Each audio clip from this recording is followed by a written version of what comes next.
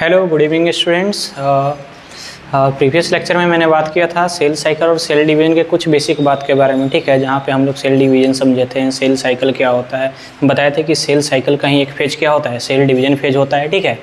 और हम बताए थे कि सेल आखिर डिवाइड क्यों करता है, तो इसके लिए दो थ्योरी दिया गया था। सबसे पहले थ्योरी को क्या बोले थे, कर्न प्लाज थ्योरी, और दूसरे को क्या बोले थे, surface volume ratio, surface volume ratio. पहला थ्योरी जो है कर्न प्लाज थ्योरी बताता है कि कोई भी सेल डिवाइड क्यों करता है, क्योंकि उसका जो है के आई इंडेक्स डिस्टर्ब हो जाता है। के आई इंडेक्स कहने का मतलब के आई रेशियो बोले थे कि के आई रेशियो क्या होता है, volume of nucleus divided by volume of cytoplasm, ठीक है।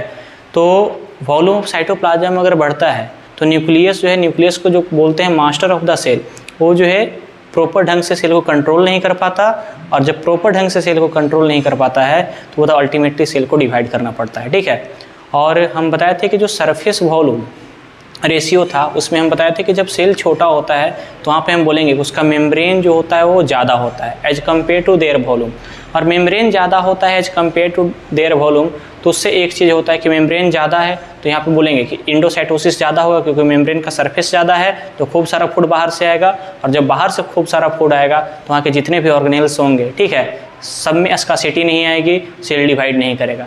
लेकिन जैसे ही सेल बड़ा होता है तो उसका वॉल्यूम जो है बड़ा हो जाता है as compare to their surface area, और सरफेस एरिया को हम मेम्ब्रेन से डिनोट किए थे, मतलब मेम्ब्रेन छोटा हो जाता है as compare to their volume.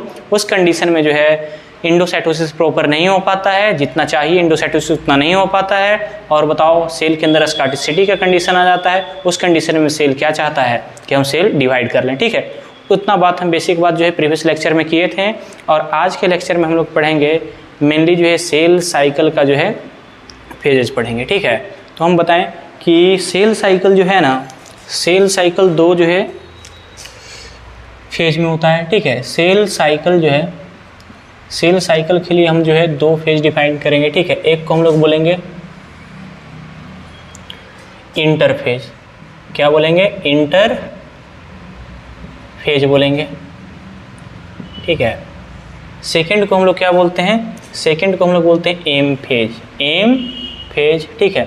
और एम फेज को हम लोग बोलते हैं माइटोसिस फेज। कौन सा फेज बोलते हैं, माइटोसिस फेज बोलते हैं।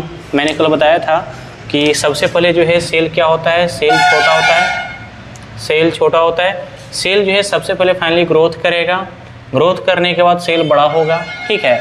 और फाइनली जो है बड़ा सेल हो गया तो सेल फिर अल्टीमेटली जो है कितने में क्या कर जाएगा, ये जो है वो डिवाइड कर जाएगा। तो हम बोल लेते हैं कि सेल का जो ग्रोथ का जो फेज है, यहाँ से यहाँ आने तक का जो फेज है, उस फेज को हम लोग बोले थे इंटर फेज। क्या बोले थे, इंटर फेज बोले थे। और यहाँ पे सेल क्या कर रहा है, डिवाइड कर रहा है, डिवीजन कर रहा है, तो इस फेज को हम लोग बोले थे, बताइए, इस फेज को हम लोग बोले थे एम फेज। क्या बोले थे, एम फेज बोले थे, ठीक है, ठीक है। और हम बताए थे कि बताइए इंटर फेज को हम लोग बोलते हैं फेज ऑफ ग्रोथ, और एम फेज को क्या बोलते हैं, फेज ऑफ डिवीजन बोलते हैं, ठीक है।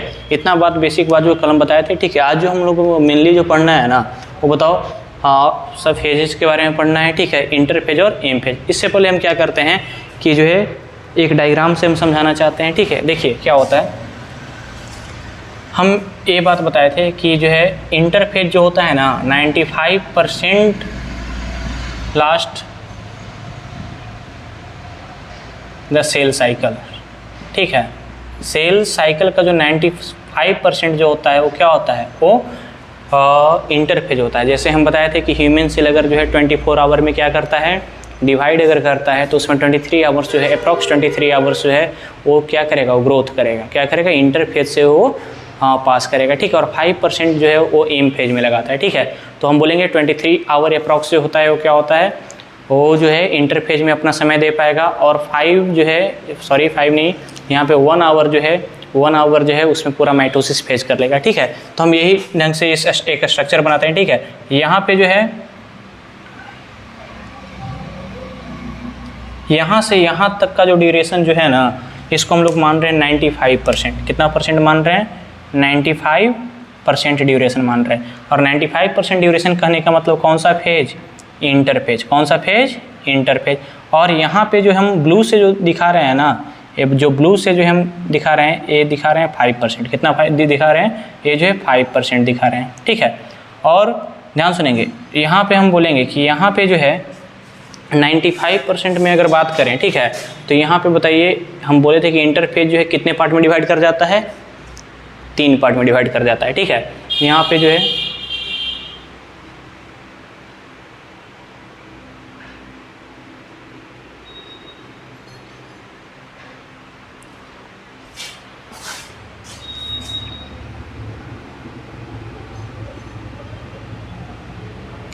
ठीक है, देखिए क्या समझेंगे, यहाँ पे जो है ना हम क्या दिखा रहे हैं कि यहाँ तक जो है सर्कुलर फॉर्म था, यहाँ ए सबको जो है हम मिला देते हैं, ठीक है, ए मिला दिए, ए मिला दिए, ठीक है, फिर जो है ए पोर्शन मिला दिए और फाइनली जो है वो ए पोर्शन मिला दिए।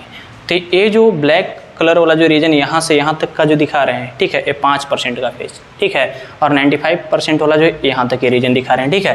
तो बताइए सबसे पहले जो हम बोलेंगे ना कि यहाँ पे जो है यहाँ से यहाँ तक का जो पूरा फेज दिखाए हैं, यहाँ से जो है यहाँ तक का जो पूरा फेज हम दिखाए हैं, वो कौन सा फेज दिखाए हैं, ये दिखाए हैं इंटरफेज। कौन सा फेज दिखाए हैं बोलिएगा, इंटरफेज दिखाए हैं, ठीक है। और यहाँ का जो फेज जो दिखाए हैं, यहाँ से लेके यहाँ तक का जो फेज दिखाए हैं, ठीक है, ये फेज को हम लोग बोलते हैं एम फेज बोलते हैं। एम फेज जो है कितना परसेंट, 5% ड्यूरेशन जो है लेता है, ठीक है, और इंटरफेज कितना लेता है बोलना, 95% ड्यूरेशन लेता है। कौन फेज 95% ड्यूरेशन लेता है, ठीक है। अब बताइए हम बोलेंगे इंटरफेज जो है ना 3 स्टेज में होता है। फर्स्ट वन को हम लोग बोलते हैं G1 फेज, G1 फेज बोलते हैं। सेकंड को हम लोग बोलते हैं एस फेज, एस फेज का मतलब सिंथेसिस फेज। और थर्ड जो है वो कौन सा फेज, G2 फेज। थर्ड कौन सा फेज, G2 फेज, ठीक है। अब जो है G2 फेज आएगा, इसके बाद जो है यहाँ पे हम बोलेंगे कि एम फेज में जो सबसे पहला जो आता है वो आता है कैरियोन काइनेसिस, कैरियोन काइनेसिस। और जो सेकंड जो आता है, सेल पहले क्या करेगा, एम फेज में न्यूक्लियस को डिवाइड करेगा, उसके बाद जो क्या करेगा, ये अपने साइटोप्लाज्म को डिवाइड करेगा। तो यहाँ पे बोलेंगे कि फाइनली क्या हो जाएगा, साइटोकाइनेसिस, साइटोकाइनेसिस। और हम बताएं कि कैरियोन काइनेसिस जो होता है ना, वो बताइए 4 स्टेप में होते हैं। कितने स्टेप में होते हैं, 1 2 3 4, 4 स्टेप में दिखा रहे हैं। पहला को हम लोग बोलेंगे प्रोफेज, प्रोफेज। सेकंड बोलेंगे मेटाफेज, मेटाफेज। थर्ड जो है एनाफेज, और जो फोर्थ जो है वो टीलोफेज। कौन सा फेज, टीलोफेज बोलेंगे, ठीक है। पूरे चैप्टर में हम लोग यही फेज के बारे में बात कर रहे हैं, ठीक है। तो सबसे पहला जो हम लोग बात करेंगे वो कौन सा फेज के बारे में बात करेंगे, सबसे फर्स्ट जो हम लोग बात करेंगे ना, वो बात करेंगे इंटरफेज के बारे में। क्या बात करेंगे, इंटरफेज के बारे में, इंटरफेज के बारे में, ठीक है। और सबसे पहला जो बात लिखेंगे इंटरफेज क्या है, हम बताए थे कल भी, interphase is the phase of growth. तो सिंपल पहला बात तो यही लिखेंगे कि इंटरफेज क्या है, इंटरफेज जो है phase of growth, phase of growth. जो ग्रोथ करने का जो फेज है, सेल जिस फेज में ग्रो करता है उस फेज को हम लोग क्या बोलते हैं, इंटरफेज, ठीक है। और हम ये भी बात बताए थे कि इंटरफेज जो होता है ना, वो बताइए 95% of the cell cycle, 95% of the cell cycle.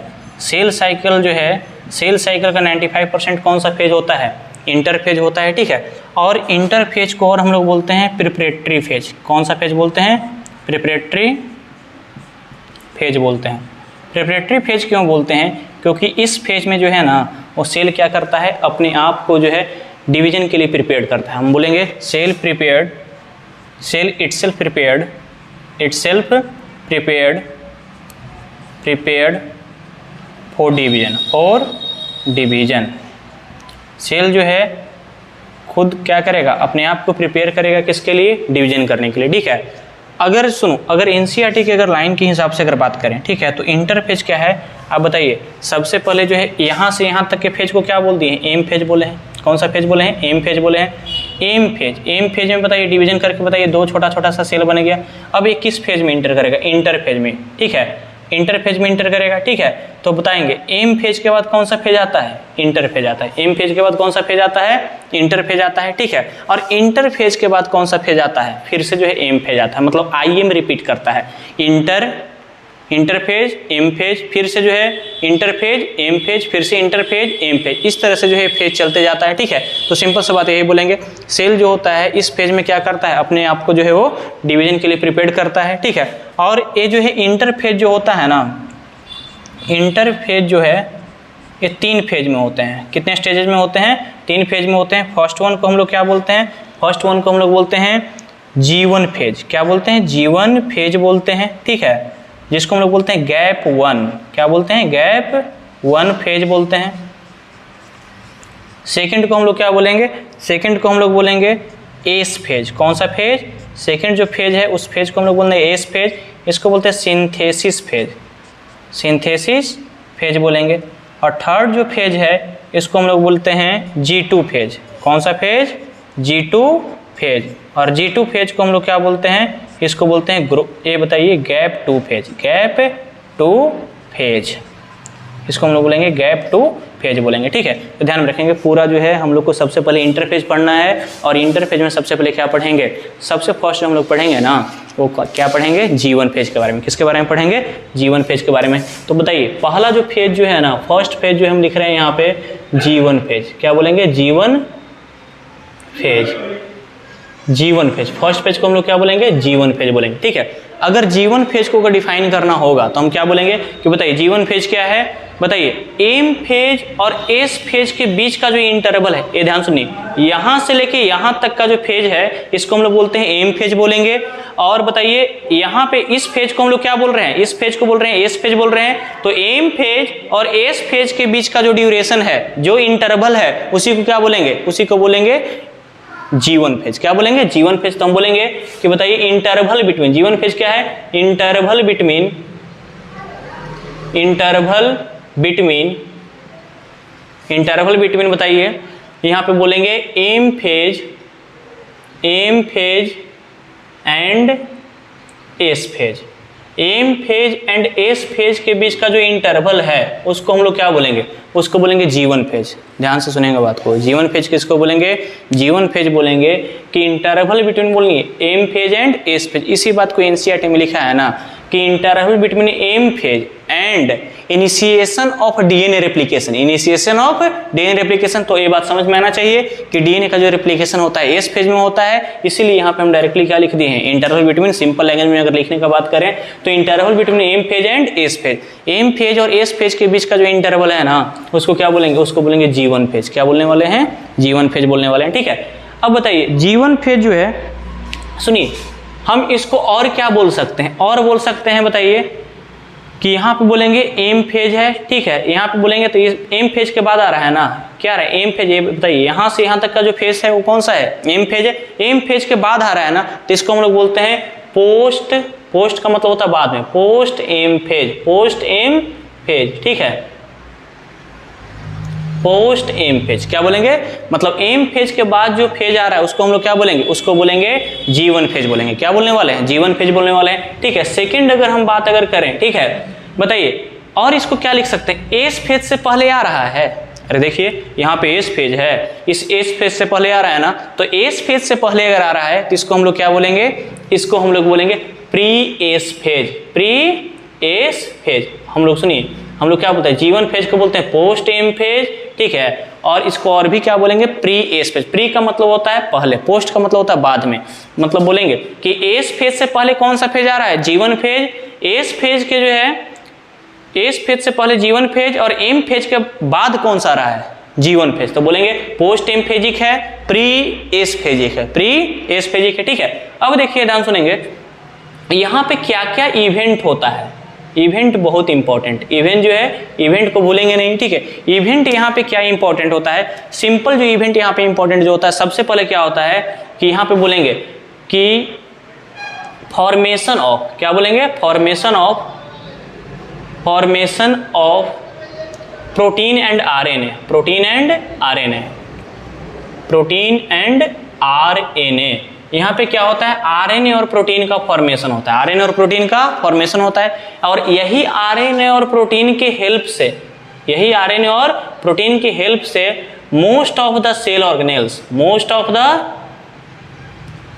Of the cell organelles cell organelles जो है क्या करता है, डुप्लीकेट करता है। क्या करता है, सेल ऑर्गेनेल्स जो है वो क्या करता है, वो करता है डुप्लीकेट। क्या करता है, डुप्लीकेट करता है। तो most of the cell organelles क्या करता है, डुप्लीकेट करता है। ठीक है, बहुत सारा जो सेल ऑर्गेनेल्स है ना यहाँ पे क्या डुप्लीकेट करता है। अब बताइए ये डुप्लीकेशन क्यों नेसेसरी है। डुप्लीकेशन इसलिए नेसेसरी है कि फाइनली जो है ना सेल को जो है कन्वर्ट किस में करना है, 2 सेल में कन्वर्ट करना है, 2 सेल में कन्वर्ट करना है। तो इसके अंदर बताइए जो सेल ऑर्गेनेल्स होंगे, माइटोकॉन्ड्रिया होंगे, क्लोरोप्लास्ट होंगे, वैक्यूल्स होंगे। तो बताइए इसको इसमें भी तो जाना चाहिए ना, और इसमें भी तो जाना चाहिए। तो क्या करेगा, अपने आप को डुप्लीकेट करेगा। जितने भी सेल ऑर्गेनेल्स होते हैं वो क्या करते हैं, डुप्लीकेट करते हैं। वेरी इंपॉर्टेंट पहला बात जो है यहाँ पे हम बोलेंगे, ठीक है, कि यहाँ पे जो है ना most of the cell organelles क्या करता है, यहाँ पे डुप्लीकेट करता है। ठीक है, क्वेश्चन जो है ध्यान में रखना है बात, ठीक है, कि बहुत सारा जो है सेल ऑर्गेनेल्स जो होता है वो क्या करता है, किस फेज में जो होता है डुप्लीकेट करता है। तो हम बोलेंगे, आराम से बोलेंगे, पक्का बोलेंगे, बताओ G1 फेज में। किस फेज में, G1 फेज में। ठीक है, अब इसके अलावा क्या होता है, सुनिए, इसके अलावा जो है यहाँ पे क्या होता है कि डुप्लीकेट तो करता है, इसके अलावा जो है सेल का जो है साइटोप्लाज्म जो है ना इंक्रीज करता है। सेल का साइटोप्लाज्म जो है ना, साइटोप्लाज्म इंक्रीज करता है। मतलब हम बोलेंगे साइटोप्लाज्म का वॉल्यूम इंक्रीज कर रहा है, और वॉल्यूम इंक्रीज करने से क्या करेगा, बोलना सेल का ग्रोथ होगा। मतलब बोलेंगे फाइनली यहाँ पे क्या होता है, सेल का जो है वो ग्रोथ होता है। सेल का क्या होता है, सेल का होता है ग्रोथ। सेल का क्या होता है, सेल का होता है ग्रोथ। सेल का क्या होता है, ग्रोथ होता है। ठीक है, जैसे बताइए यहाँ पे 2 छोटा छोटा जो सेल था ना, 2 छुटकुन सेल था। ठीक है, ये बताइए ये सेल क्या करता है, बोलना ये G1 फेज से जैसे ही पास करेगा, G1 फेज से जैसे ही पास करेगा, ठीक है, G1 फेज जो है इसमें ये बड़ा हो जाएगा। क्या हो जाएगा, बड़ा हो जाएगा। ठीक है, क्योंकि इसका साइटोप्लाज्म टाइम इंटरवल बढ़ा ना, टाइम इंटरवल जब बढ़ा तो सेल क्या कर गया, सेल जो है अपना न्यूट्रिशन लिया, छोटा सेल के पास ज़्यादा न्यूट्रिशन मिलता है, न्यूट्रिशन लिया, ग्रो करके बड़ा हो गया, ग्रो करके क्या कर गया, बड़ा कर गया। ठीक है, अब नेक्स्ट जो है ना, सुनो, नेक्स्ट जो फेज है उस फेज को हम लोग क्या बोलेंगे, G2 फेज। क्या बोलेंगे, नेक्स्ट जो फेज है ना, इस फेज सॉरी नेक्स्ट फेज को हम लोग बोलेंगे, बताओ, नेक्स्ट फेज को हम लोग बोलेंगे, बताओ, एस फेज। क्या बोलेंगे, एस फेज बोलेंगे। नेक्स्ट जो है उसको हम लोग क्या बोलेंगे, एस फेज बोलेंगे। ठीक है, S phase stand for synthesis phase. S phase जो है स्टैंड्स फॉर सिंथेसिस फेज। क्या बोलेंगे, सिंथेसिस फेज। एस फेज जो होता है उसको हम लोग क्या बोलते हैं, उसको बोलते हैं सिंथेसिस फेज। क्या बोलते हैं, सिंथेसिस फेज बोलते हैं। ठीक है, अब बताइए एस फेज को हम क्या लिख सकते हैं, बोलना interval between G1 and G2। ध्यान सुनेंगे, बताइए एस फेज को क्या बोल सकते हैं, G1 और G2 के बीच का इंटरवल है, तो यहां बोलेंगे इंटरवल बिटवीन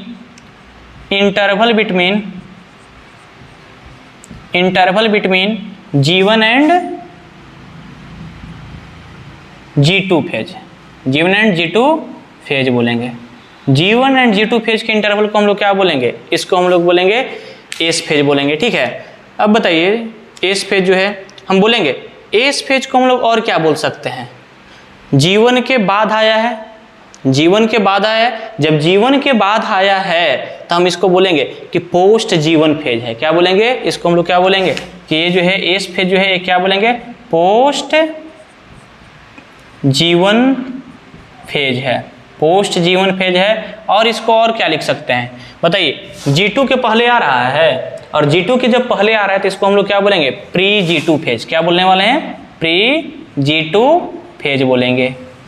क्या बोलेंगे, प्री G2 फेज बोलेंगे। ठीक है, यहाँ तक तो बात में कोई दिक्कत नहीं होगा। ठीक है, अब देखिए यहाँ पे इवेंट्स क्या होता है, सबसे इंपॉर्टेंट इवेंट्स है।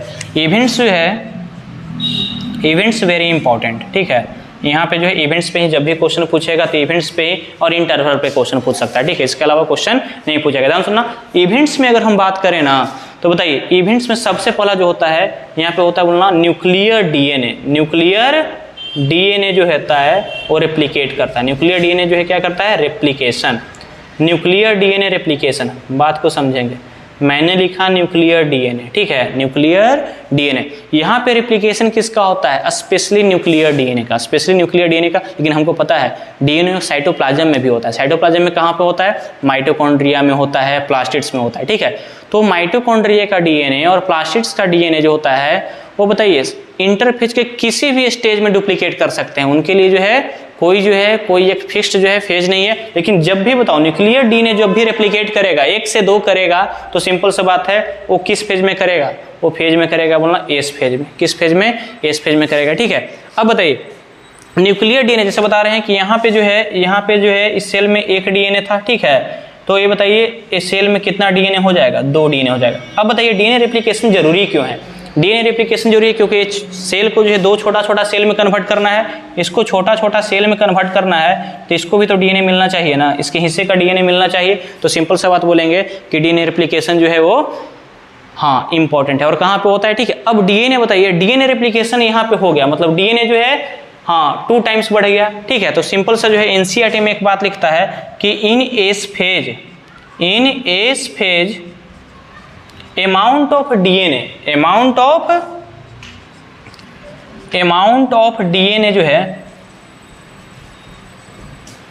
ये जो होता है, अगर इसको 2C माने, क्या माने? अमाउंट ऑफ डीएनए को बताइए 2C अगर जो है G1 फेज में अगर जो है अमाउंट ऑफ डीएनए क्या था? 2C था, तो in S phase amount of DNA जो है 2C से बढ़ के कितना हो जाएगा? 4C हो जाएगा, मतलब दुगना होगा। बट बोलना बट जो है chromosome number remain same, chromosome number remain same. ध्यान सुनेंगे बात को, वेरी इंपॉर्टेंट बात, ठीक है। क्या कह रहा है कि बताइए जब एक सेल डिवाइड कर रहा है तो बताइए ए यहाँ पे बताइए, यहाँ पे कौन सा 3 फेज हम बताएं? G1 बताएं, एस बताएं और क्या बताएं? बोलना G2 बताएं, ठीक है। G1 में देखिए जैसे हम बात करेंगे तो यहाँ पे जो है सेल है, ठीक है। यहाँ पे जो है सेल है, यहाँ पे बोलेंगे कि सेल G1 स्टेज में है, ठीक है। G1 स्टेज में है तो इसके पास डीएनए कितना होंगे? 1 होंगे, ठीक है। क्रोमोसोम नंबर कितना होगा? क्रोमोसोम नंबर मान लीजिए कि 2n, ह्यूमन सेल लेते हैं 2n = 46 होगा, ठीक है। लेकिन बताइए जैसे ही एस फेज में आते हैं तो यहाँ पे बताइए अगर 2C अगर अमाउंट ऑफ जो है अगर डीएनए अगर है तो यहाँ पे 4C हो जाएगा, लेकिन क्रोमोसोम नंबर क्या रहेगा? क्रोमोसोम नंबर जो है जितना G1 में है उतना ही रहेगा, ठीक है। यहाँ पे भी 46 रहेगा। तो यही बात लिखा है एनसीईआरटी में कि एस फेज में जो होता है ना डीएनए का अमाउंट 2C से 4C हो जाता है, ठीक है। लेकिन क्रोमोसोम नंबर जो है अगर 2n = 46 अगर है तो बताइए एस फेज में 2n = कितना रहेगा? 46 रहेगा, वेरी इंपॉर्टेंट, ठीक है। अब जो है यहाँ पे, ठीक है, अब ये जो न्यूक्लियर डीएनए जो है इसको क्या करना पड़ेगा? इसको जो पैक करना पड़ेगा। इसको क्या करना पड़ेगा? इसको पैक करना पड़ेगा। तो इसके पैकिंग के लिए ध्यान सुनेंगे बात को, इसके पैकिंग के लिए न्यूक्लियस डीएनए को पैकिंग करने के लिए एक स्पेशल प्रोटीन का जरूरत पड़ता है। उस प्रोटीन को बोलते हैं हिस्टोन प्रोटीन। हम बोलेंगे यहाँ पे बताइए यहाँ पे और क्या होता है? Formation of histone protein. Formation of कौन सा protein? Histone protein. Histone protein जो है फॉर्मेशन होता है। और बताइए फिर सेल जो है क्या करता है? सेल जो है वो साइटोप्लाज्म जो है, सेल का साइटोप्लाज्म जो है ना, साइटोप्लाज्म इंक्रीज करता है। साइटोप्लाज्म क्या करता है? इंक्रीज करता है। और जब भी साइटोप्लाज्म इंक्रीज करेगा तो सेल का क्या होगा? सेल का ग्रोथ होगा। सेल का क्या होगा? सेल का होगा ग्रोथ। सेल का क्या होने वाला है? सेल का होने वाला है ग्रोथ। जैसे बताइए यहाँ से बताइए सेल यहाँ पे आया, ठीक है। तो इस फेज में सबसे इंपॉर्टेंट जो फेनोमेनन हुआ ना वो क्या हुआ? यहाँ से यहाँ बताइए डीएनए रेप्लिकेशन हुआ। डीएनए रेप्लिकेशन होगा। कौन सा? हम पूछेंगे कौन सा डीएनए का रेप्लिकेशन होगा तो बोलिएगा कि न्यूक्लियर डीएनए। जो डीएनए न्यूक्लियस में जो पाया जाता है उसका रेप्लिकेशन होगा। एक्स्ट्रा न्यूक्लियर डीएनए, न्यूक्लियस के अलावा जहाँ पे डीएनए है, ठीक है, उसका रेप्लिकेशन जो है ना वो जो इंटरफेज के किसी भी फेज में हो सकता है, ठीक है। कभी कंफ्यूज नहीं रहेंगे, ठीक है। हाँ और बताइए यहाँ पे जो है ना, यहाँ पे बताइए सेल जो है इतना छोटा था, समय बढ़ा, सेल का मेम्ब्रेन जो है ये न्यूट्रिशन लिया, न्यूट्रिशन लेने के बाद बताइए क्या कर गया? ए और बड़ा हो गया, ए और बड़ा हो गया, ठीक है। देखो बच्चे जो है मैंने बात किया जो है एस फेज के बारे में बात किया था, G1 फेज के बारे में बात किया था, ठीक है। नेक्स्ट जो फेज जो है ना, नेक्स्ट फेज हम लोग कौन सा फेज बोलेंगे? इस फेज को हम लोग बोलेंगे जो सबसे जो इंटरफेज का जो सबसे लास्ट फेज जो है ना वो कौन सा फेज है? वो है G2 फेज। कौन सा फेज? G2 फेज है, ठीक है। और ये G2 फेज को हम लोग बोलते क्या है? आप ही लोग बताइए। Gap 2 phase. क्या बोलेंगे इसको? बोलेंगे गैप 2 फेज। क्या बोलेंगे? गैप 2 फेज बोलेंगे, ठीक है। अब ध्यान से सुनेंगे बात को। हाँ यहाँ पे गैप 2 फेज में होता क्या? हम इसको क्या लिख सकते हैं कि बताइए ये बताइए ये कौन सा फेज है? यहाँ से यहाँ तक का जो फेज है वो एम फेज है।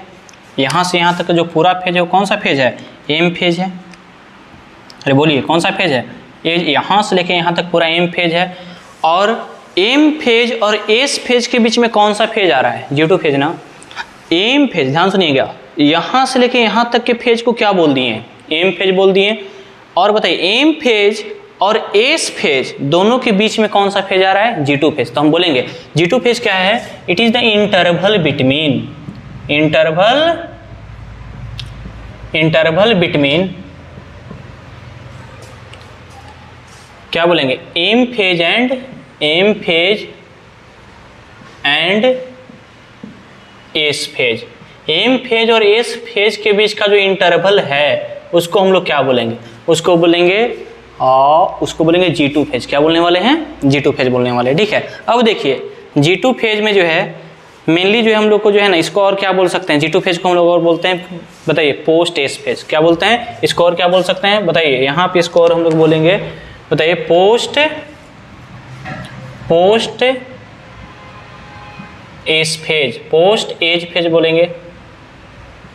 एस फेज के बाद आ रहा है ना, एस फेज के बाद आ रहा है, और हम बोलेंगे एस फेज के बाद आ रहा है, और एम फेज से पहले आ रहा है कि बाद में आ रहा है? एम फेज के जो है, एम फेज का जो है वो पहले आ रहा है, तो इसको हम लोग बोलेंगे, पोस्ट एस फेज प्री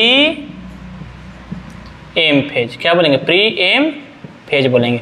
एक था पोस्ट एस फेज और एक क्या था बोला? Pre M phase. ठीक है, इतना बात समझ में आना। अब देखिए मेनली जो है ना इवेंट्स ध्यान में रखेंगे, इवेंट्स बहुत इंपॉर्टेंट, इवेंट्स जो है इवेंट्स ध्यान में रखेंगे। ठीक है, इवेंट्स ध्यान में रखेंगे। इवेंट्स में यहाँ पे क्या होता है? हाँ, सबसे पहले बताए formation of tubulin protein. Formation of, यहाँ पे बोलेंगे, यहाँ पे क्या होता है? फॉर्मेशन ऑफ कौन सा प्रोटीन? Tubulin protein. कौन सा protein? Tubulin protein. Tubulin protein का फॉर्मेशन होता है। ठीक है, जो प्रोटीन माइक्रोट्यूब्यूल्स के अंदर था, साइटोस्केलेटन में हम पढ़ाए थे कि बताइए जो ट्यूब्यूल्स जो है, जो प्रोटीन माइक्रोट्यूब्यूल्स के अंदर था उसको हम लोग बोल दिए थे ट्यूबुलिन प्रोटीन। कौन सा प्रोटीन बोले थे? ट्यूबुलिन प्रोटीन बोले थे। ठीक है, और यही ट्यूबुलिन प्रोटीन जो है ना, ये जो है पार्ट हो जाता है स्पिंडल फाइबर का। क्या बोलेंगे? स्पिंडल फाइबर का। ठीक है, तो यहाँ पे बोलेंगे, यहाँ पे जो है formation of spindle fibre, formation of spindle fibre. ठीक है, फॉर्मेशन ऑफ स्पिंडल फाइबर। और नेक्स्ट जो है यहाँ पे बताइए, स्पिंडल फाइबर का फॉर्मेशन होगा, सेल तो ग्रोथ करेगा ही। सेल का क्या होगा? सेल जो है, सेल का साइटोप्लाज्म क्या करेगा? साइटोप्लाज्म जो है इंक्रीज करेगा, और साइटोप्लाज्म इंक्रीज करेगा तो सेल क्या करेगा? सेल जो है ग्रोथ करेगा। सेल क्या करेगा? सेल करेगा ग्रोथ। सेल क्या करेगा? Cell growth. तो यहाँ पे और सेल हो जाएगा, इतना बड़ा सेल हो जाएगा। अब तो है यहाँ तक पहुँचते इसका KI इंडेक्स एकदम डिस्टर्ब हो गया, सरफेस वॉल्यूम का तो बात ही, रेशियो जो है वो भी काफ़ी डिस्टर्ब हो गया। अब ये फाइनली सेल क्या करेगा? ये बताइए, सबसे पहले डिवीजन फेज में जाएगा और सबसे पहले कैरियन काइनेसिस पढ़ेगा।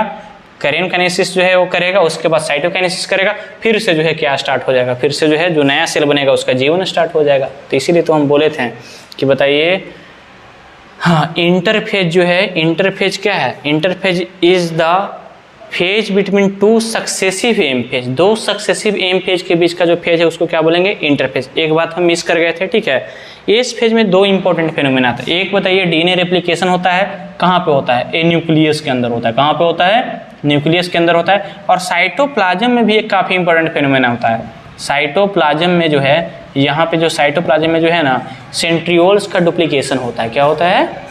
सेंट्रियोल्स का डुप्लीकेशन। सेंट्रियोल्स का क्या होगा बोलना? सेंट्रियोल्स का होगा डुप्लीकेशन।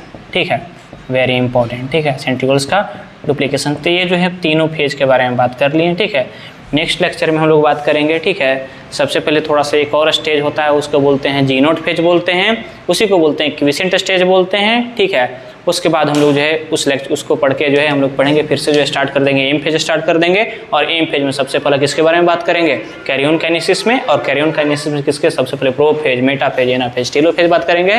ठीक है, उसके बाद जो है चैप्टर को जो है मिस करेंगे। ठीक है, थैंक यू, धन्यवाद।